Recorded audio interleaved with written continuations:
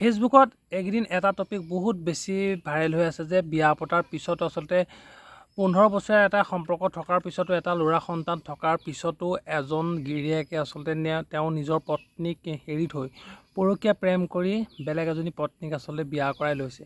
আচলতে চাওক এইটো এইকেইদিন আচলতে এনেকুৱা বহুতৰ ক্ষেত্ৰত হৈছে।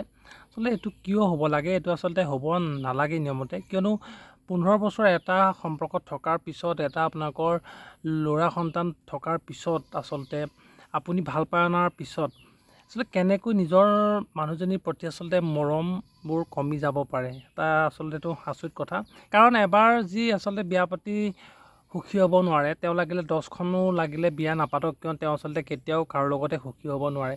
কাইলৈ তাইক এৰি আনৰ লগত আচলতে পৰকীয়া প্ৰেম কৰিছে, আকৌ এদিন কি কৰিব, তাইক এৰি আচলতে আকৌ এজনীৰ লগত পৰকীয়া প্ৰেম কৰিব, মানে এজনীতে আচলতে সি সন্তুষ্ট নহয়। আচলতে মই এটা কথা ক'ম, চাওক সকলো মাইকী মানুহ একেই থাকে, ৰংটো মাত্ৰ পাৰ্থক্য থাকে যে বগা কোনোবা ক'লা, কিন্তু প্ৰায় সকলোবিলাক আপোনাৰ একেই থাকে।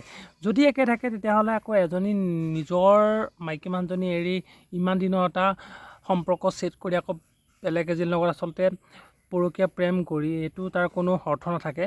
কাৰণ এইটো আপুনি যেতিয়া বুঢ়া হৈ আপোনাৰ মৰিব সময় হ'ব, তাৰ আপুনি শাস্তিটো ভোগ কৰিব লাগিব যে মই আচলতে ইমান পাপ কৰিছিলোঁ। কাৰণ আপুনি সেই 10 দিনেই লাগিলে বিচনাত মৃত্যুৰ বাবে অপেক্ষা কৰি থাকিব লাগিব, আৰু সেই কেইদিনত আপোনাৰ ওচৰলৈ আচলতে এজনো মানুহ নাহিব। আপুনি সেইখন বিচনাতে আচলতে হাগিব লাগিব, মুতিব লাগিব, চব মানে কৰিব লাগিব, আৰু আপোনাৰ আচলতে গোন্ধ উঠিব, আপোনাৰ নিজকে আচলতে আপোনাৰ ঘিণ লগা নিচিনা এটা অৱস্থা হ'ব।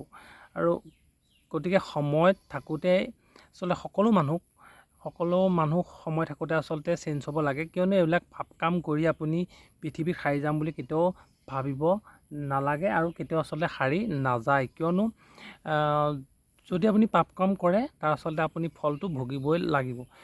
গতিকে আচলতে মই যিসকলে ইমান দিনাতো আচলতে এটা সম্পৰ্ক কৰি এজনী ছোৱালীক আচলতে আশা দি বিয়া পাতি আনি মানে সন্তান জন্ম হোৱাৰ পিছত যাতে আপোনালোকে এৰি থৈ নাযাব, লাগিলে মন গ'লে আপুনি বিয়াই নাপাতিব, কিন্তু এজনী ছোৱালীক আনি এনেকৈ আচলতে মনত দুখ কষ্ট নিদিব। আৰু যি আচলতে মানুহে এনেকুৱা কাম কৰি আছে তেওঁ এদিন সেই শাস্তিটো ভোগ কৰিব লাগিবই। আপোনালোকে লাগিলে ক'ৰবাত যদি লিখিও থওক, মানে কেলে আপুনি 10 দিনেই আপুনি শাস্তি মানে পাব, কিন্তু এনেকুৱা শাস্তি আপুনি পাব যে আপুনি সেই 10 দিনো আপোনাৰ আচলতে 10টা যুগ যেন মানে অনুভৱ হ'ব।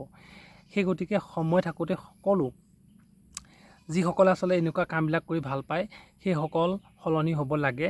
কিয়নো আপুনি এজনী বিয়া পাতি তাইতে যদি আপুনি সন্তুষ্ট থাকিব নোৱাৰে, তেতিয়াহ'লে আপুনি একো প্ৰেম কৰা নাই, আপুনি আচলতে কাৰোবাৰ যৌৱনৰ লগত আচলতে আপুনি খেলিছে, কাৰোবাৰ আচলতে অন্তৰৰ লগত আপুনি আচলতে খেলিছে। কাৰণ আপোনাৰ দেহাটোহে আচলতে উপভোগ কৰিবলৈ লাগে, তাৰ বাদে আপোনাৰ একো মানে নহয়।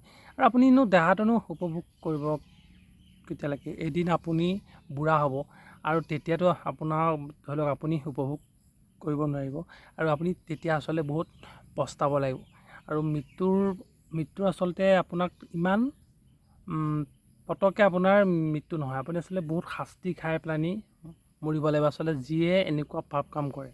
চ' সময় থাকোঁতে যদি আপোনালোক আচলতে অকণমান সলনি হয় তেতিয়াহ'লে আপোনালোকৰ আচলতে ভাল হ'ব।